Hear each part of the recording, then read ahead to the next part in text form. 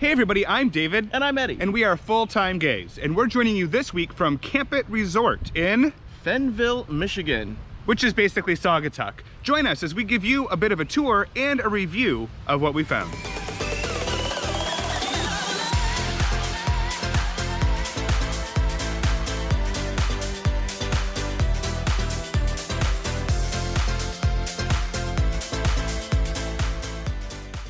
Hey everybody, again, welcome from Campit Resort, just outside of Saugatuck, Michigan. In a little town called Fennville. Yeah, exactly. And this is a LGBT inclusive, co-ed, that's been around almost 40 years. It's been around since the 1980s. It is a well-established park with a huge, vibrant community. Yep. Over 100 perm sites, which we'll talk about in just a minute. But we're going to talk about our experience here this week, and specifically we rate campgrounds in 4 areas. We look at how big rig friendly is it, both in terms of getting to the campground, but then also navigating around. Right. And we also talk about grounds and facilities. So what are you going to be able to do while you're staying here? Yeah, exactly. And then we look at the vibe, which is that totally kind of our subjective take on the campground culture. And then we wrap things up with the internet. I mean, we both still work full-time remotely, and we kind of rely on a strong internet or cell signal to accomplish that. Exactly. And as a new feature this year, we are also talking about the local area. This is one of the main highlights of this campground in terms of where it is and all of the things around here. It makes it more of a destination campground than just its own destination in the middle of the woods. Yep. One of the things I wanted to talk about is that we have new logos and we have new shirts. So if you're interested in getting your own full-time gay shirt for some reason, let us know and we'll make sure that we can make that happen. We didn't think anybody would be interested, but people keep asking us. We only got 4. But yeah, so let's start by talking about the big rig friendliness. Yeah, so again, we split that down the middle, 2 different categories. What it's like to get to the park and then what it's like to navigate within the park. So getting to the park, it's less than a 10-minute drive from the interstate. Super easy. I don't even think there's a traffic light between the interstate and here. Couple stop signs. Couple stop signs and just one straight road off the interstate. Make a right-hand turn, straight road, you're to the campground. Super duper easy. Yeah, it really is. Now, once you get to the campground, it's a little bit different depending on the size of your rig. So the campground is basically 2 parts. You have Westwood, which is what they more recently acquired. That's where you get a lot of the big rig sites, the pull-through sites. And then further to the east, kind of the original part of the park. I think it's called the East Village. That sounds right. Okay. But yeah, that's better suited for smaller rigs. There is some transient sites over there, but I don't think I would want to bring Big Blanche through that entrance. Yeah, and it's interesting that you say that because we were in touch with the staff before we got here because we needed to come into the special entrance that's usually closed in order to be here in Westwood without having to maneuver our rig all the way through the park. And we didn't have the greatest experience with that. They said just call us when you're like 15 minutes out, and nobody answered. And we called like 3 or 4 times, we left a voicemail, nobody called us back. So it was, we were kind of stressed out about that because what do we do when we get here? Yeah, we passed the campground. We had to do like a 4-mile sort of loop-de-loop around the local roads. And we did that because we weren't sure if we could park between the closed gate and the road. And so we kind of figured out that we could. We turned in, we parked the truck, the gate was locked. Thankfully we have segways, and so I got on my handy little Segway and I zoomed down the road to the main entrance, and it wasn't even 5 o'clock yet. It was still within the time frame that we had told them. But there was a guy, Bryant, super nice guy. He came over and unlocked the gate for us. He actually helped, offered us a ride in the golf cart to our site. Nice guy. Yeah, super nice. Once we were in the park, it's still, I mean, it's not bad. I mean, especially on this side, because it is like a big loop. There's a set of kind of diagonal pull-through sites. It's pull-through if you get here first. Yeah. So the pull-throughs are actually one number. Like we're 219 north, and the other behind us, same pull-through side, is 219 south.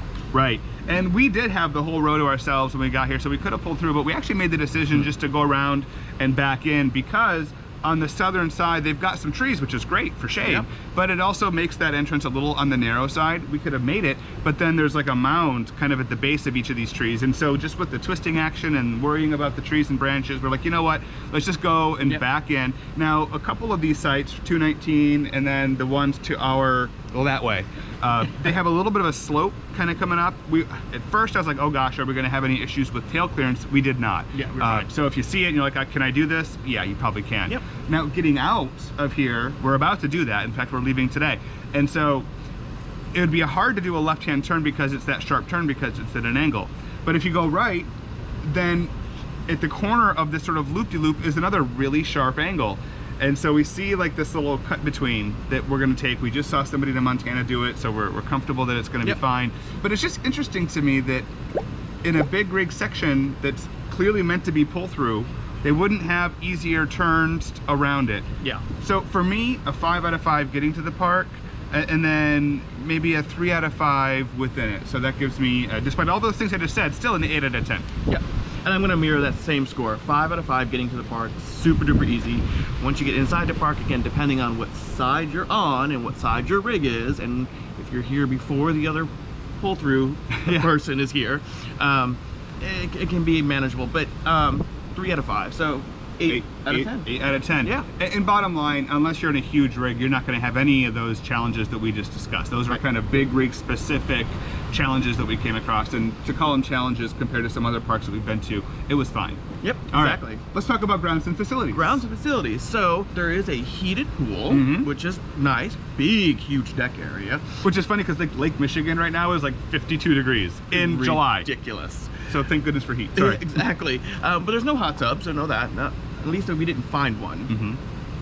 They do have a big tent area, which is kind of like their rec center, if you will, but it looks like a big circus tent. It really does. They call it under the big top, and it's right there adjacent to the pool. Exactly.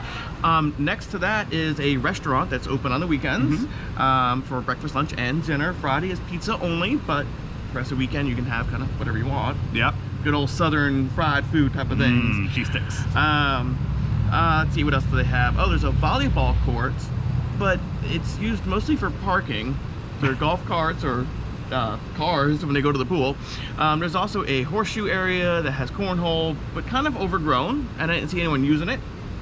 What am I forgetting on? Well, so most of the sites have full hookup. Like all of the ones out here have sewer and 30 and 50 amp. Yep. There are some sites that don't, and they have a honey wagon to service those. Usually those are like the Central Park area. Yep. We'll throw it up. I'll throw up the map so you can see exactly where those are. They also have several areas for tenting. That's a big thing, especially the further north you get. 3 specific kind of separated areas, one in between the two, we call it the 2 zip codes because it's so far apart. And then they have an old horseshoe and a new horseshoe, kind of in the east part and then in the back in the middle. And they, this weekend, 4th of July, were absolutely jam-packed. Yeah, I mean, people that we were hanging out with this weekend have actually said this is the most people they've ever seen here.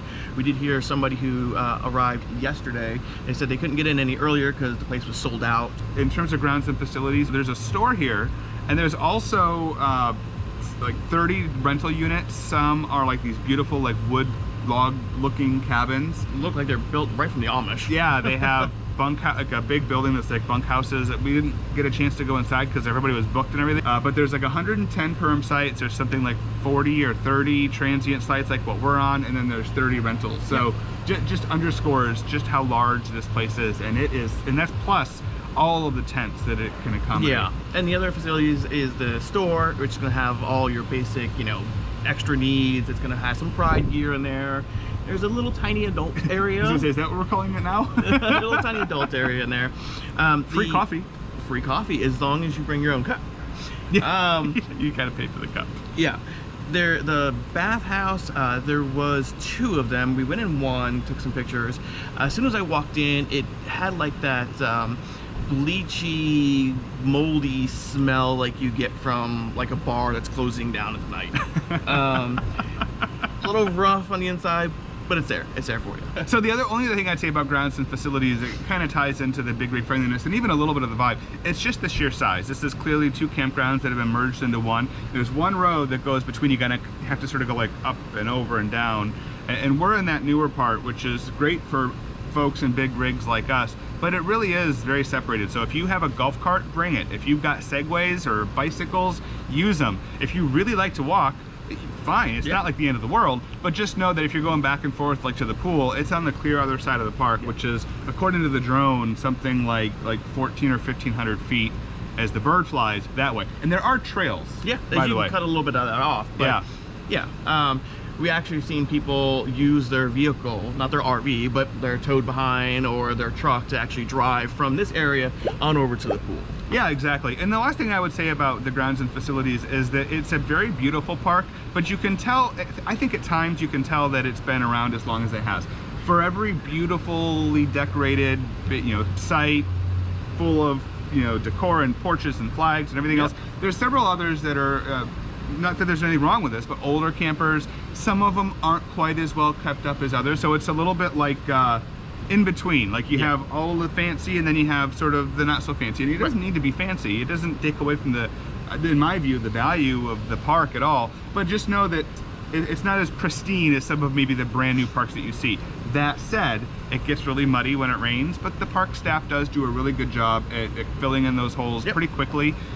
It rained a lot before we got here, so there's quite a few mud tracks. They had a cone up for a little spot that it kind of caved in the road. You mean a Michigan bush? A Michigan bush, Yeah. yes, those orange barrel things. I mean, with all that said, though, it is a beautiful park. It's huge. I'm gonna give it 7. Yeah, I think that's fair. There was a lot of things out of place. Like the grass is not mowed, but you can't knock them for that because It was raining. It's raining. Yeah. The road was kind of tore up, but again, you can't blame it. It was raining. The trails, when we first got here, they were super muddy and not really usable. Lots of poison ivy. Lots of poison ivy. So be careful out there. But as the week went on, it got a little bit better. So I'm going to say 7 as well. Okay, so grounds and facilities, 7 out of 10. Yeah. All right, let's talk about the vibe. Yeah, again, always subjective, right? So it depends on who you are, it depends on the people that are here that weekend, depends on the event, depends on the weather. So many different variables that can go into that. Again, as we talk about grounds facilities, we are way out here in the Big Rig area. We're very disconnected from everything. Except the people already out here. Exactly. All right, so my sense of the vibe is because it's so separated, it can be both a good thing and a bad thing.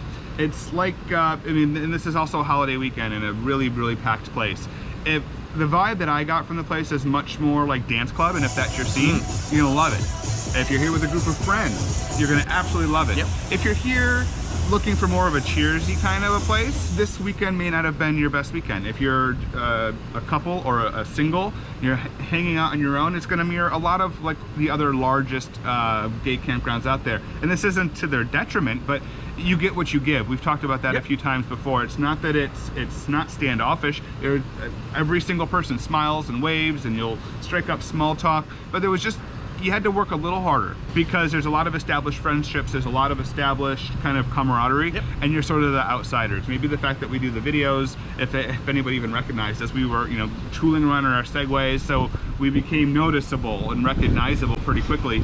It wasn't a bad sense, and here in the local area, in this zip code in Westwood, we had a wonderful time yesterday hanging out with our neighbors. I even met somebody that I knew in middle school.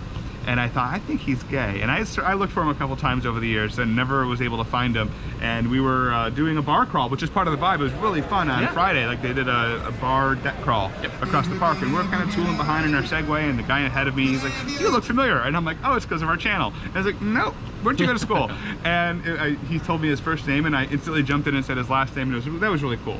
And those kinds of things can happen even in a big environment. Yeah, and so, we even met another couple, Diana and Colleen. They're so sweet. Super sweet, but they were kind of in the same boat with us. They don't come out here very often. They're just another couple. But so we kind of connect, especially during that deck crawl. Couples unite. No, I mean, we've really talked about this place. We're more of a cheersy kind of a crowd. That's where our comfort zone is. Take our rating with that in mind, right? If you are, like I said, coming out with a huge group of friends, you're gonna have the time of your life out here. I'm gonna give the vibe, again, I'm gonna stick with a 7. Yeah, I'm gonna give it just a notch up from that. Just again, if you're more into the big scene with big crowds of people and club nights and stuff like that, perfect spot for you. So I'm gonna give it an 8. Okay, so that means the vibe 7.5, higher or lower depending on your own kind of personal preference. Exactly. It's a beautiful park. There's a reason it's been here for 40 years. Yeah. But internet wasn't really around 40 years ago, so let's talk about the internet. Yeah, so during the week, obviously we had to work. And we were able to. Yeah. It was marginal. Yeah, it worked. It did the job. It wasn't great. But as people started arriving come Thursday night, that internet signal went lower and lower. Even Thursday day, it was getting worse. And so it was to the point where come Saturday or Sunday afternoon, it was laughable. Yeah, even with our Wii Boost, and that was on Verizon. And I mean, I was able to work, you were able to work. Yep. By the end of the week, though, I did get kicked off of quite a few Teams calls and whatnot, so I had to be careful, like, to not send and receive video if I didn't have to. Yep. It was doable, though. And I think a lot of it might be a consequence of it just being as busy as it is. That may have well overloaded the tower. Yep. We have heard about AT&T that it's not good. Yeah, not so great, so maybe something similar to Verizon. Usable perhaps, but not epic. T-Mobile, sort of the same thing. Now they do have Wi-Fi infrastructure. They have that same sort of line of sight tower we talked about in our Rainbow Ranch video. And by the way, check out that video. And while you're at it, subscribe. But we saw the network. Yeah, but we never got the password for it, and then we found out that there was no password. You can just connect to it. But you couldn't connect to it, right? Yeah, you couldn't connect. At least I couldn't, and I don't know if it was just because we're way out here, but I saw the signal. So for our week that we were here, it was essentially not available. Yeah. So the internet is not as bad as some places that maybe we wouldn't go to, and we wouldn't not come back here because of the lack of internet, because we had our Wii Boost and it was adequate. But it's not great. It's not epic. It's not like a Serenity Farms or a Freedom Valley where you're getting blazing fast speeds. So for me, I'm gonna give the internet here like a 6. Yeah, and I'm gonna go the same score. I mean, it's there, but don't rely on it. Yeah. Okay. So 6 out of 10 for internet. Yep. And that brings us to kind of our group of scores. So it's not like our highest scoring campground, but that doesn't mean that it's a bad campground. Right. And it doesn't mean that we had a bad time. We had a good time. We met a lot of people and enjoyed it.